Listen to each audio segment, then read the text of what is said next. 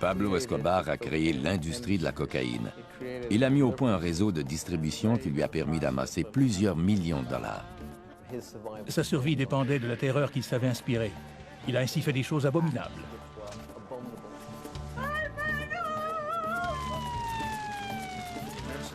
Il a déclaré la guerre à la Colombie, en quelque sorte. Et la Colombie lui a déclaré la guerre. Il était vindicatif et n'oubliait jamais un affront. Lorsque quelqu'un s'opposait à lui, il lui rendait l'appareil et se montrait impitoyable. C'est le criminel le plus brutal et le plus insensible que le monde ait jamais connu.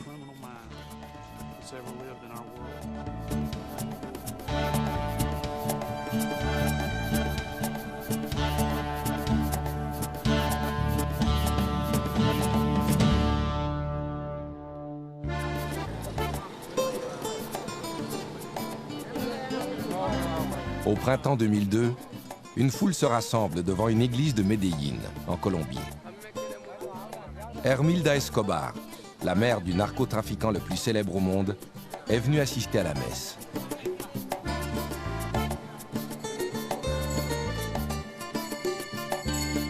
Es una costumbre desde él murió. El 2 de cada mes se le manda a celebrar su misa aquí con la asistencia de todas las maestras jubiladas. Hermilda Escobar croit ainsi rendre un hommage mérité à son fils Pablo, qui est toujours considéré comme un héros à Medellín.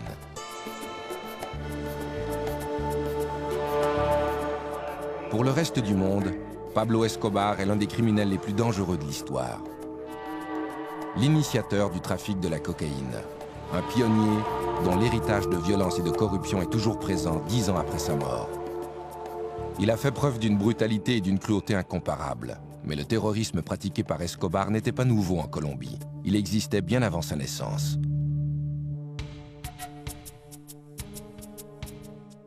Vers la fin des années 1940, la Colombie est déchirée par une guerre civile opposant le Parti conservateur au pouvoir et les libéraux. Cette violence donne naissance à un groupe de hors-la-loi connu sous le nom de banditos. Ces gens n'ont de loyauté qu'envers eux-mêmes. Ils viennent des régions rurales et pauvres, et ils terrorisent les citoyens des classes aisées. Le peuple les considère comme des héros. La population de la Colombie, peut-être parce qu'elle était opprimée par le gouvernement ou harcelée par les révolutionnaires et les groupes paramilitaires, éprouvait de la sympathie pour les banditos.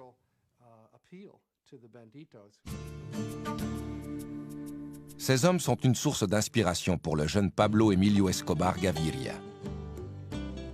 Pablo est né le 1er décembre 1949. Il est le 3e des 7 enfants d'Abel de Jesus et de Hermilda Escobar. La famille vit dans la communauté agricole de Rio Negro, à 40 km de la ville de Medellín. Le père est agriculteur et la mère est enseignante. Elle venait d'une famille peu fortunée, mais elle était instruite. Elle avait réussi à faire des études au coût de nombreux efforts et elle voulait partager ses connaissances avec les autres. Mon père était propriétaire et éleveur de bétail à Rio Negro.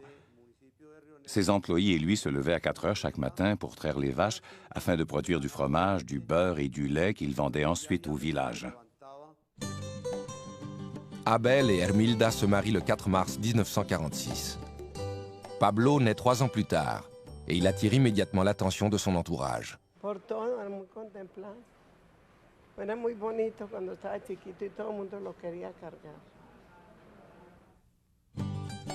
Lorsque Pablo entre à l'école, sa mère est devenue la principale source de revenus de la famille. Et c'est elle qui dirige la maisonnée. Elle enseigne à ses enfants la valeur de l'éducation et la charité. Elle était une bonne mère, une mère traditionnelle. Pablo, ainsi que ses frères et sœurs, étaient beaucoup plus attachés à elle qu'à leur père Abel. Nos parents nous ont tous deux donné de précieux enseignements. Ils nous ont appris à travailler très fort et surtout, ils nous ont appris à tenir parole. Escobar se plaisait souvent à dire qu'il avait vécu son enfance dans la pauvreté, mais c'était faux. Il appartenait à la classe moyenne et sa famille survivait sans difficulté. Les Escobar se déplacent d'un village à l'autre, là où la mère de Pablo peut trouver du travail comme enseignante. Quel que soit l'endroit où vit la famille, elle n'est jamais à l'abri de la violence qui sévit dans le pays. Nous avons beaucoup souffert, car ma mère enseignait dans une école subventionnée par le Parti conservateur. Un jour, des rebelles du Parti libéral sont venus. Ils ont incendié l'école et ils ont tenté de nous tuer, ma mère et nous. Mais l'armée est venue et nous a sauvés. Pablo a grandi à une époque où la violence était omniprésente en Colombie. Sa mère suppliait le ciel de l'épargner et promettait de construire une chapelle à la Sainte Vierge s'il avait la vie sauve.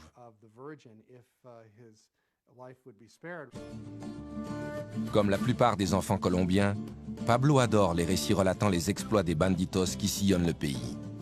Il admire leur indépendance et le fait qu'ils veillent sur les plus démunis. Il tente de suivre leur exemple. À l'école, certains de ses amis étaient plus pauvres que nous. Ma mère avait un crédit dans les commerces d'alimentation du quartier et Pablo l'utilisait pour offrir des aliments et des boissons aux enfants pendant la récréation. Le llevaba, metía entre la arepa, le sacaba el migajón a la arepa y echaba la carne o lo mejor que tuviera. Y se lo llevaba a un Cristo de limpias que yo tenía allá en la sala y le decía, pobrecito señor. En 1961, alors que Pablo a 12 ans, sa famille s'établit de façon permanente à Envigado, un village situé au sud de Medellín. Sa mère y ouvre une école primaire. L'année suivante, l'adolescent entreprend ses études secondaires à Medellín. Il se tient avec un groupe d'élèves qui appuient les politiques gauchistes et la révolution cubaine, survenue quelques années plus tôt. Pablo admire particulièrement la façon dont Fidel Castro a défié l'autorité et réussi à devenir le leader d'une nation. L'adolescent ne tarde pas à contester l'autorité de ses professeurs. Il est suspendu pour avoir volé les réponses d'un examen et les avoir partagées avec des camarades. Il commence à fumer de la marijuana et à sécher ses cours. En 1966, le rebelle de 16 ans a abandonné ses études. Pendant un certain temps, il se contente de dormir toute la journée et de fumer de la marijuana jusqu'à l'aube. Il rêve de devenir millionnaire, mais n'éprouve aucun intérêt pour les emplois traditionnels. Il s'est retrouvé devant un dilemme. S'il voulait réussir, il devait changer de vie, entreprendre des études collégiales ou alors se joindre à un groupe de criminels. L'adolescent passe de plus en plus de temps dans les rues malfamées de Medellín. Cette ville est un repère de criminels et Pablo ne tarde pas à découvrir de nouvelles façons de gagner de l'argent rapidement. On a raconté que Pablo Escobar avait commencé par voler dans les cimetières des pierres tombales, dont il effaçait les inscriptions pour ensuite les revendre. Pablo se découvre un talent de leader. Il forme bientôt sa propre bande et perfectionne ses techniques criminelles. Il a réalisé que s'il volait des voitures, il pourrait en vendre les pièces sur les marchés d'occasion. Puis, il a fait un pas de plus et a pratiqué l'extorsion. Payez-moi et je ne volerai pas votre voiture. Pablo récompense ses complices en leur offrant les voitures qu'il a volées.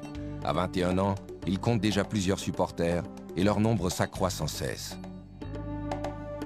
En 1971, un riche propriétaire terrien nommé Diego Echavarria est victime d'un enlèvement. Son corps sera retrouvé plus tard, il a été torturé et étranglé. Echavarria n'était pas un personnage populaire à Medellín. C'était un riche industriel et beaucoup de pauvres gens le détestaient. L'affaire ne sera jamais éclaircie, mais Escobar s'empresse de revendiquer le meurtre. Cet incident a démontré qu'il ne craignait pas de s'opposer aux échelons supérieurs de la société de Medellín.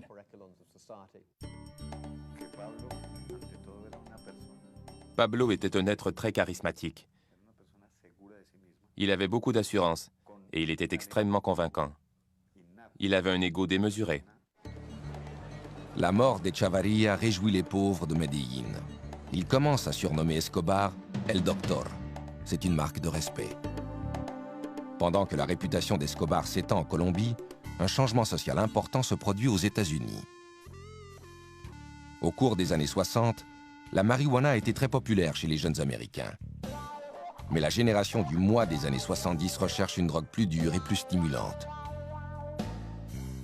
La cocaïne devient rapidement la drogue de l'heure en Amérique. Elle permettra bientôt à Pablo Escobar d'édifier son empire criminel.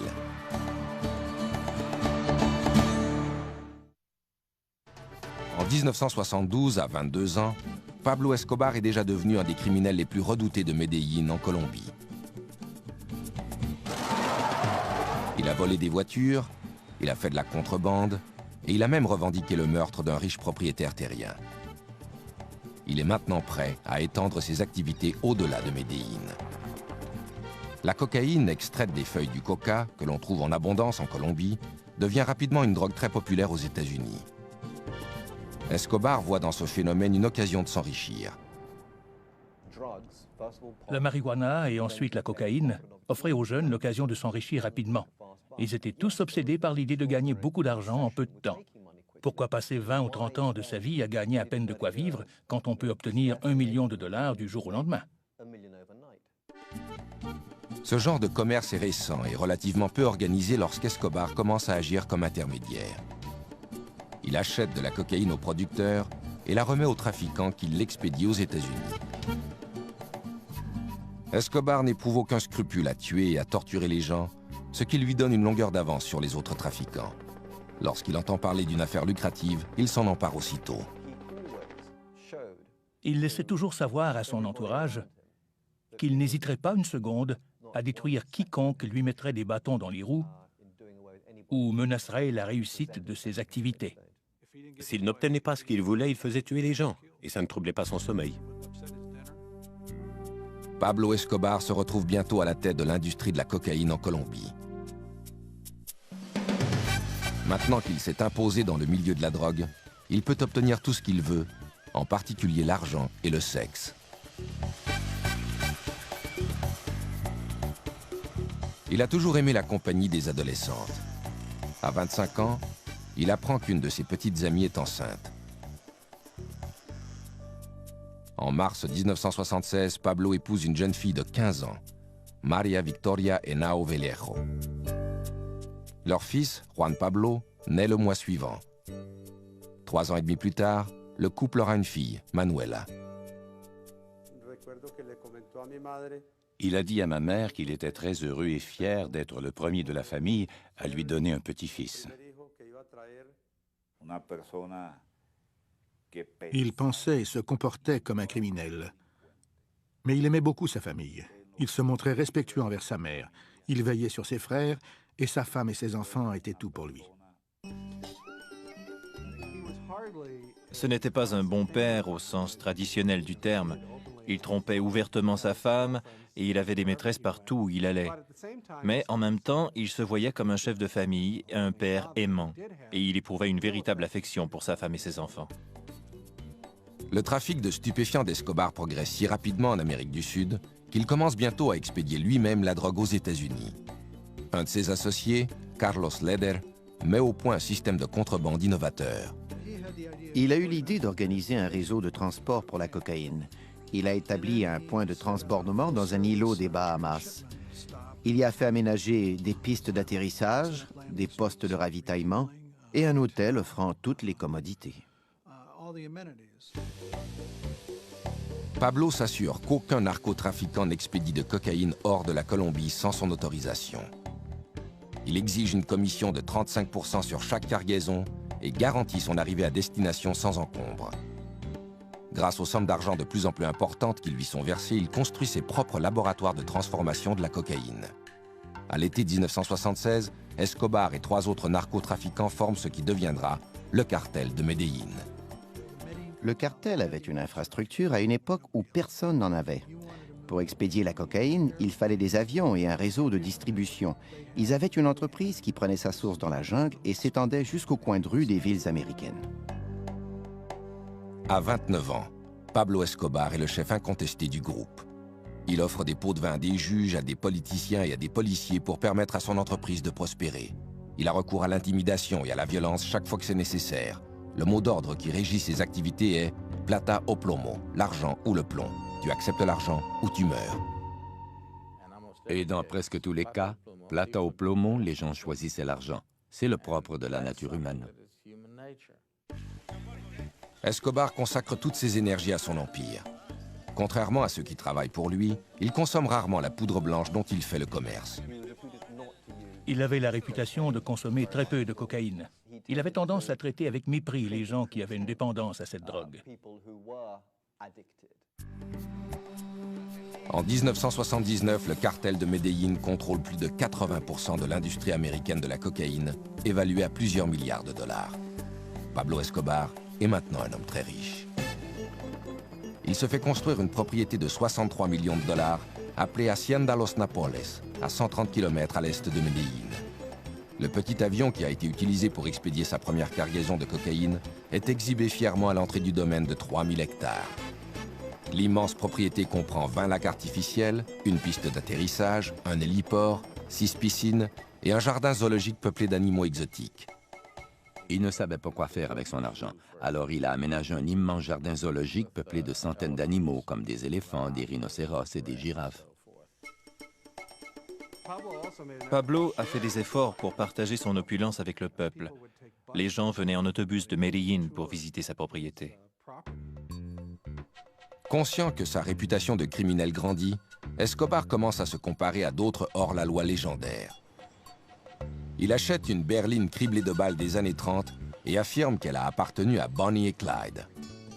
Il lui arrive même parfois de se costumer comme son héros, le révolutionnaire mexicain Pancho Villa. Pablo était fasciné par ce rebelle latino qui avait osé s'attaquer aux Nord-Américains.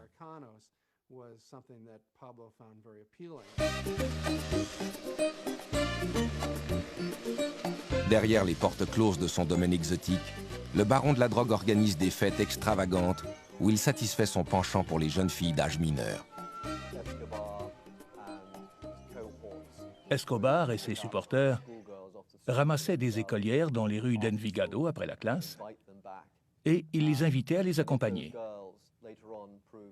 Si par la suite ces jeunes filles faisaient des problèmes parce qu'elles se plaignaient à la police ou à leurs parents, ou qu'elles risquaient d'en avoir trop vu, elles étaient éliminées sans aucun scrupule.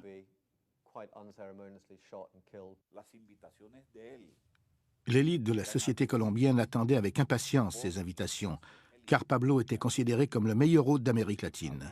Ces réceptions étaient de véritables orgies où les invités étaient assurés de trouver de très belles femmes et des alcools de choix.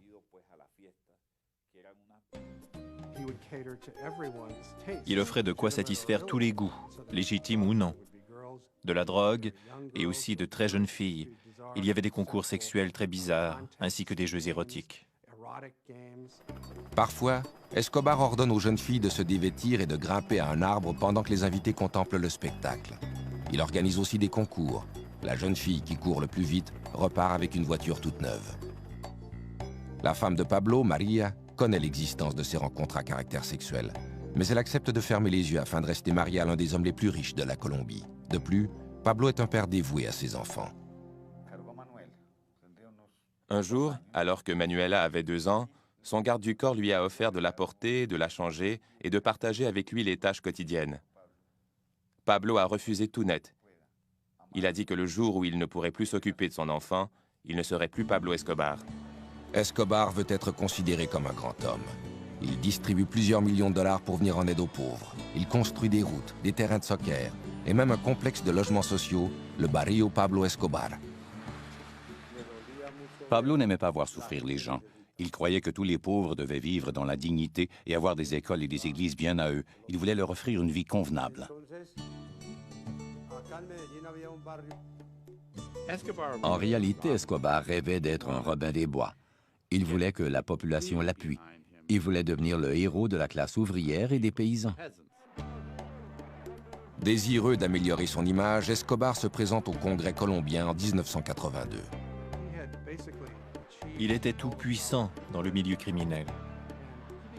Il a commencé à chercher des moyens de légitimer son industrie tout en augmentant son pouvoir personnel. Le criminel de 32 ans est élu substitut au Congrès, ce qui lui permet de remplacer un membre durant son absence. Escobar considère cette nomination comme une preuve de l'affection que lui porte son peuple. Il ne pensait pas être tellement différent des autres politiciens, dont plusieurs acceptaient déjà son argent. Il ne croyait pas être pire que certains d'entre eux.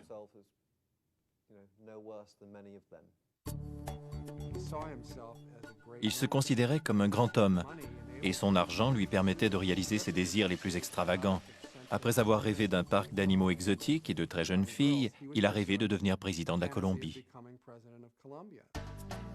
Escobar ne tarde pas à découvrir que sa popularité ne s'étend pas jusqu'à la capitale du pays, Bogota. Le candidat présidentiel Luis Galán dénonce les liens qu'Escobar entretient avec le trafic de la cocaïne. Et le ministre de la Justice, Rodrigo Lara Bonilla, entreprend de mettre un terme aux contributions électorales liées au commerce de la drogue. En janvier 1984, Escobar est expulsé du Congrès. Sa carrière politique est terminée, mais il n'a pas l'intention de s'éclipser discrètement. 3 mois plus tard, il fait assassiner Bonilla. Ce meurtre a été commis selon la tradition du cartel. 2 hommes, dont l'un était armé d'une mitraillette, sont arrivés à motocyclette. La moto s'est approchée de la limousine de Rodrigo Lara Bonilla, qui était immobilisé à un feu de circulation. Le type assis à l'arrière a sorti son arme, il a fracassé la glace de la voiture et lui a fait exploser le crâne. Les gens ont réalisé que cet homme venait de tuer un membre du cabinet. L'assassinat de Bonilla a été une étape importante dans l'escalade du terrorisme exercé par Escobar pour obliger la Colombie à se soumettre.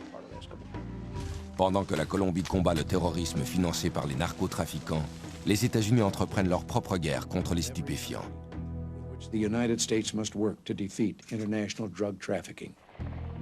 Escobar devra bientôt affronter une nouvelle menace, à laquelle il réagira par une série d'attentats brutaux.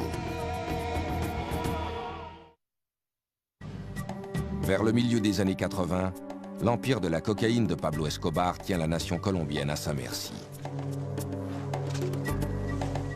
4000 km plus au nord, le président des États-Unis a déclaré la guerre aux stupéfiants. Il en a fait un mandat prioritaire de son administration. Les États-Unis exerçaient de plus en plus de pression sur la police, l'armée, le gouvernement et le système judiciaire colombien afin de mettre fin au trafic des stupéfiants. Le gouvernement colombien accepte de laisser les États-Unis extrader les trafiquants qui expédient de la drogue en Amérique. Lorsqu'ils étaient arrêtés et condamnés en Colombie, ils étaient rapidement libérés. De toute façon, ils pouvaient continuer à diriger leur commerce de narcotiques pendant qu'ils étaient en prison. Ils savaient qu'ils ne seraient pas traités de la même façon aux États-Unis. S'ils comparaissaient devant un tribunal américain, ils auraient un procès, ils seraient condamnés et ils croupiraient dans une vraie prison. Ce serait alors la fin de leur entreprise. Ils avaient l'habitude de dire « Je préfère une tombe en Colombie qu'une cellule aux États-Unis ». En novembre 1985, Escobar et d'autres trafiquants de drogue décident d'unir leurs efforts et de montrer au gouvernement qu'ils n'ont pas l'intention de se laisser intimider.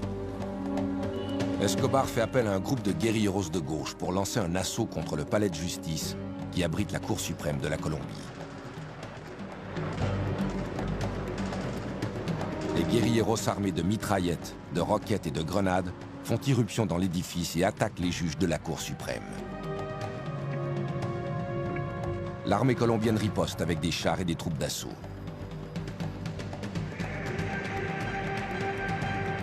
Au cours du siège, qui dure toute une journée, 97 personnes sont tuées, dont 11 des 24 juges de la Cour suprême.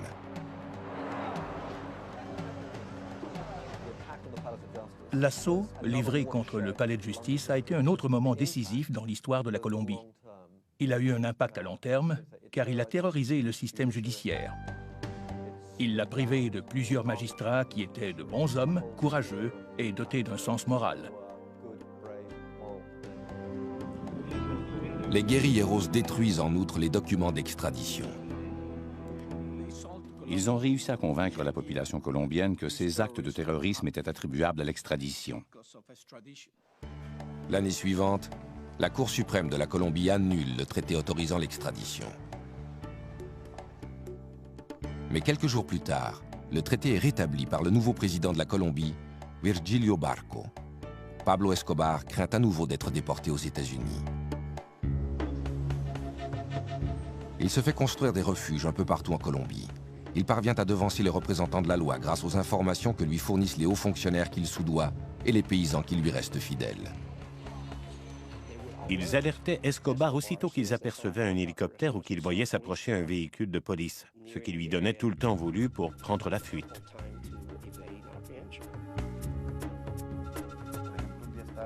Je me souviens qu'à un moment donné, il y avait 2 hélicoptères qui survolaient l'édifice pour tenter de le repérer. N'importe qui d'autre aurait fui en toute hâte, mais Pablo a pris le temps de se peigner et de se raser.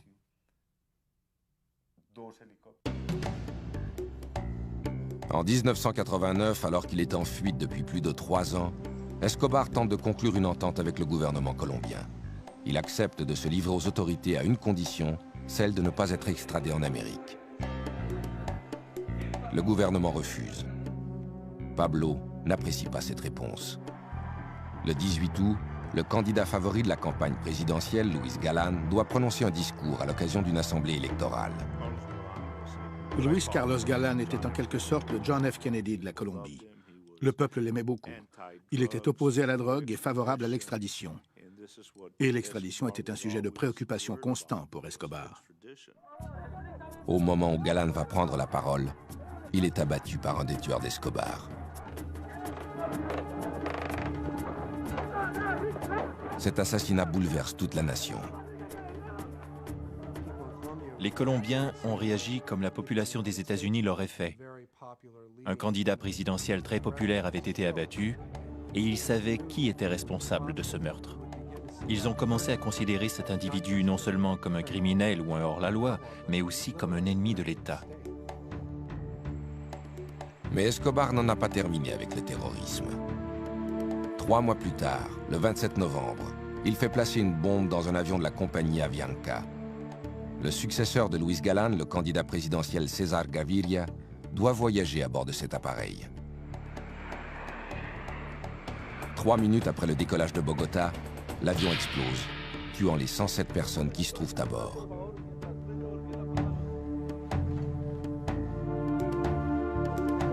Gaviria, comme on le découvrira plus tard, n'était pas dans cet appareil.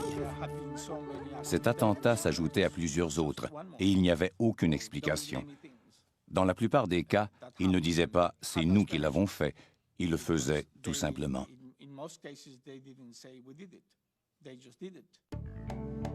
Pablo Escobar était peut-être un monstre de plusieurs façons, mais il n'était pas stupide et il n'était pas fou. Il ne faisait jamais rien sans raison.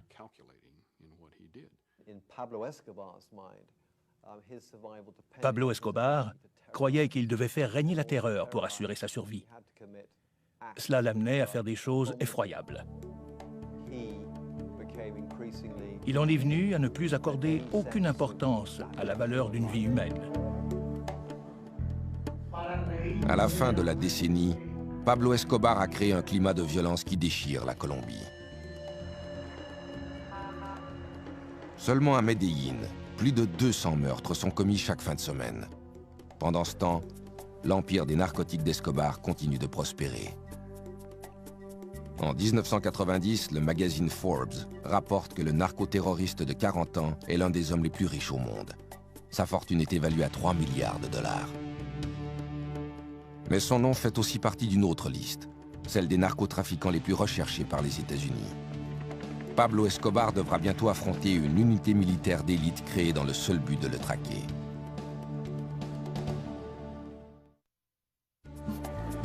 En 1990, le narcotrafiquant milliardaire Pablo Escobar est devenu l'homme le plus redouté de la Colombie et le criminel le plus célèbre au monde. Pour tenter de mettre un terme à ses activités, le gouvernement colombien forme une équipe d'intervention spéciale connue sous le nom de Bloc de recherche. Cette équipe se voit confier la mission de capturer Escobar. Elle était organisée par le gouvernement colombien et regroupait les meilleurs policiers des groupes d'élite, des représentants de l'armée et des services secrets, ainsi que des enquêteurs du ministère public. Le bloc de recherche bénéficie également d'un appui de taille, une équipe d'experts en surveillance venue des États-Unis. Ils survolaient la région dans des petits appareils qui ressemblaient à des avions privés Beechcraft, mais qui étaient en réalité des avions espions de 50 millions de dollars. Des antennes et des dispositifs d'écoute leur permettaient de détecter toutes les communications électroniques échangées dans la région. L'équipe de surveillance est souvent horrifiée par la brutalité d'Escobar, qui se manifeste même pendant ses appels téléphoniques à sa famille. Au cours d'une conversation qui a été interceptée, il parlait à sa femme et il lui disait combien il l'aimait, pendant qu'à l'arrière, on entendait un individu hurler. Il essayait sans succès de couvrir le combiné, et il criait « Mettez-lui quelque chose sur la bouche ». Puis il continuait de dire à sa femme combien elle lui manquait. Escobar ne reste jamais longtemps au même endroit. Mais lorsque la police colombienne et le bloc de recherche tuent certains de ses associés, le baron de la drogue comprend qu'il ne pourra leur échapper indéfiniment. Il élabore alors un plan. 3 semaines après l'entrée en fonction du nouveau président César Gaviria, en août 1990, les acolytes d'Escobar kidnappent des membres de certaines familles fortunées de la Colombie. Pablo espère que ces familles exigeront que le gouvernement mette fin à l'extradition, ce qui lui éviterait d'être envoyé aux États-Unis pour y subir son procès. Il a enlevé des enfants et menacé de les tuer. Il espérait que certains membres en vue de ces familles, qui avaient déjà été présidents ou leaders politiques, fassent pression sur le gouvernement pour que leurs héritiers puissent être libérés sains et saufs. Le stratagème d'Escobar porte fruit.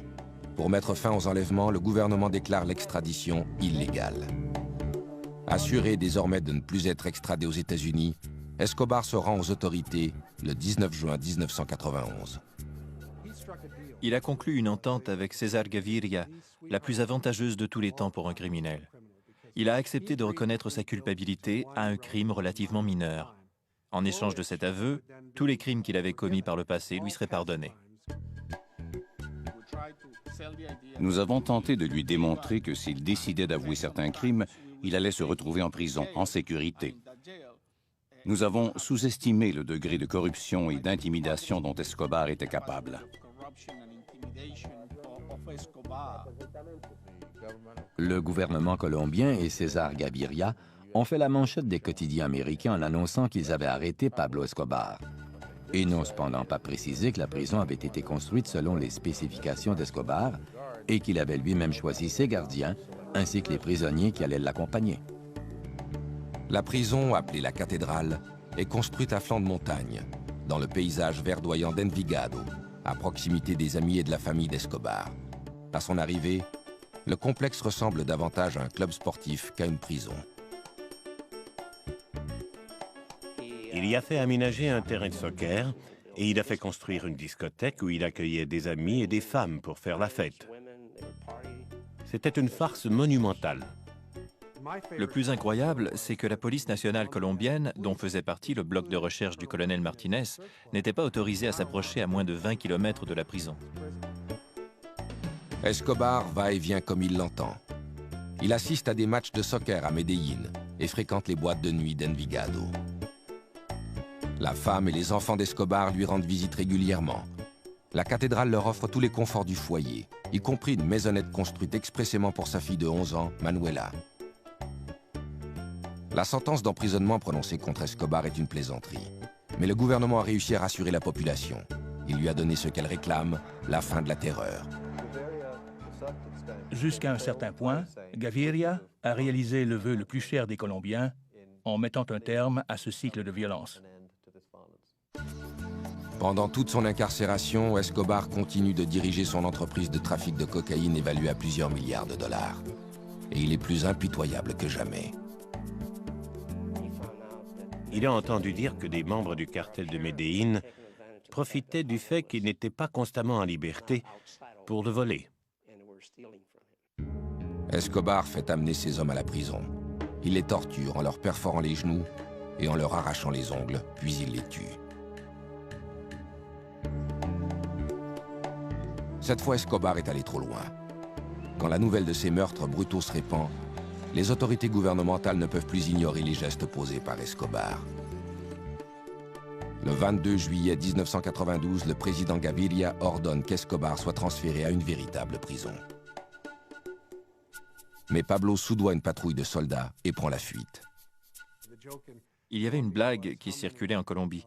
Combien faut-il de soldats colombiens pour faire sortir Escobar de prison? La réponse était un seul pour ouvrir les portes et 5000 pour le regarder sortir.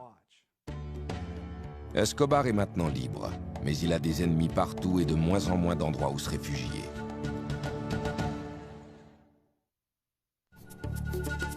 En juillet 1992, Pablo Escobar, âgé de 42 ans, est en cavale après s'être évadé de la prison La Cathédrale. Les gouvernements américains et colombiens sont décidés à traduire en justice le caïd de la drogue. Après son évasion, tout a commencé à s'écrouler. À la cathédrale, il avait effectivement bénéficié de la protection du gouvernement. Et soudain, la meute était de nouveau à ses trousses. Ses amis ont commencé à le laisser tomber. Il se croyait probablement plus puissant qu'il ne l'était en réalité. Il était encore très riche, mais il n'inspirait plus autant de crainte. Escobar tente fébrilement de négocier une nouvelle entente avec le gouvernement. César Gaviria, en collaboration avec le gouvernement des États-Unis, je crois, avait décidé de refuser désormais toute négociation avec Pablo Escobar. Il voulait le traquer et le tuer. Par le passé, Escobar a eu recours au terrorisme pour convaincre le gouvernement de satisfaire à ses exigences. Il décide d'utiliser à nouveau cette tactique. Le 30 janvier 1993, il dépose une bombe dans un véhicule garé près d'une librairie, dans une rue très fréquentée de Bogota. La bombe explose alors que le commerce est rempli d'enfants et de parents venus acheter du matériel scolaire. L'explosion fait 21 morts et plus de 70 blessés. Aucune des victimes n'était liée au commerce des stupéfiants. C'était une bombe sensible précise qu'il avait décidé de faire exploser pour livrer un message au gouvernement de la Colombie. Le gouvernement n'est pas le seul problème d'Escobar. Depuis son évasion de la prison, les citoyens colombiens ont décidé que si la police ne parvenait pas à l'arrêter, ils allaient le faire eux-mêmes. Ils forment un groupe de justiciers appelé Los Pepes, un acronyme pour « Le peuple persécuté par Pablo Escobar ». Los Pepes était reconnu comme une organisation regroupant des citoyens colombiens, des membres de familles dont les fils, les frères ou les maris avaient été tués par Escobar. Le groupe comptait aussi des mécontents du cartel d'Escobar et des membres de cartels rivaux. Los Pepes ne tarde pas à exercer des représailles. Dès le lendemain de l'attentat de la librairie, des bombes explosent devant une des résidences d'Escobar et une hacienda appartenant à sa mère est rasée par un incendie. Plutôt que de traquer Escobar lui-même, ils ont commencé à pourchasser tous ceux qui étaient associés à Escobar, professionnellement ou personnellement, et ils les ont tués.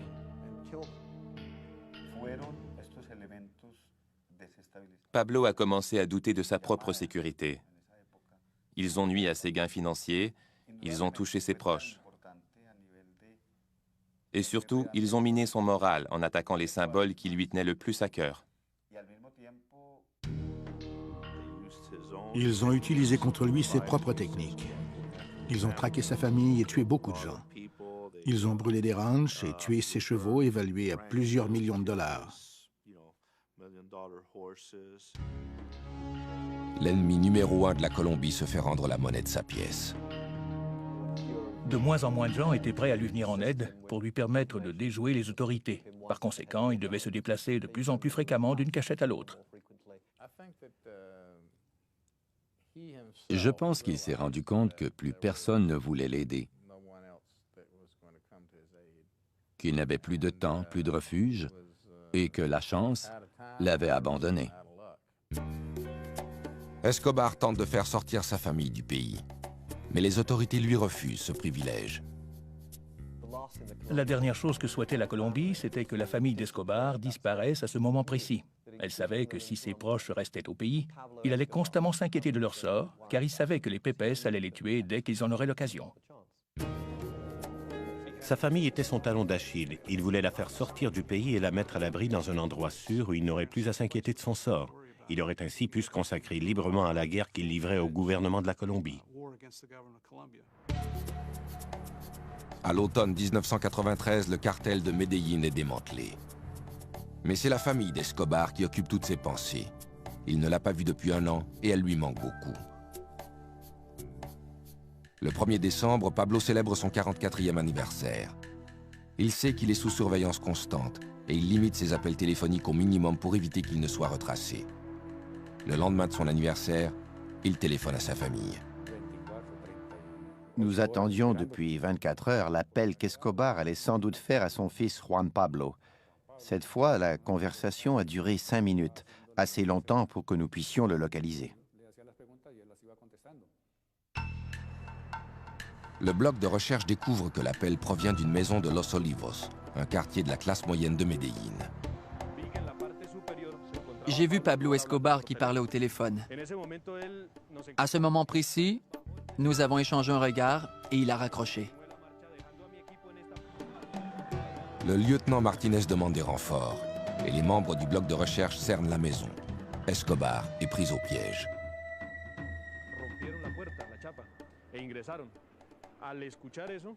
Ils ont enfoncé la porte et pénétré dans la maison.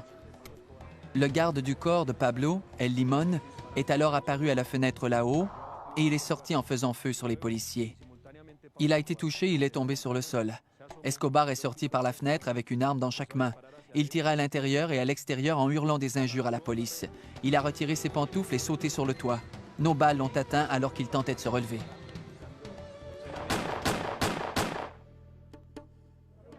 Escobar est atteint de 3 balles, dont une à la tête. Il meurt sur le coup. Finalement, il est mort comme n'importe quel malfaiteur. Cet homme, reconnu comme le pire criminel au monde, le narcotrafiquant le plus redouté de la planète, est mort comme le commun des mortels. Le 3 décembre 1993, des milliers de Colombiens envahissent les rues de Medellín pour les funérailles de Pablo Escobar. Certains sont venus pour célébrer sa disparition. D'autres pleurent la mort du Robin des Bois de Medellín.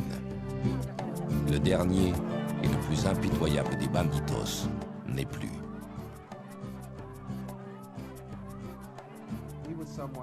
Le peuple colombien le craignait et n'éprouvait pas tellement de respect pour lui, mais en même temps, il était l'un des Colombiens les plus réputés et les plus prospères de tous les temps.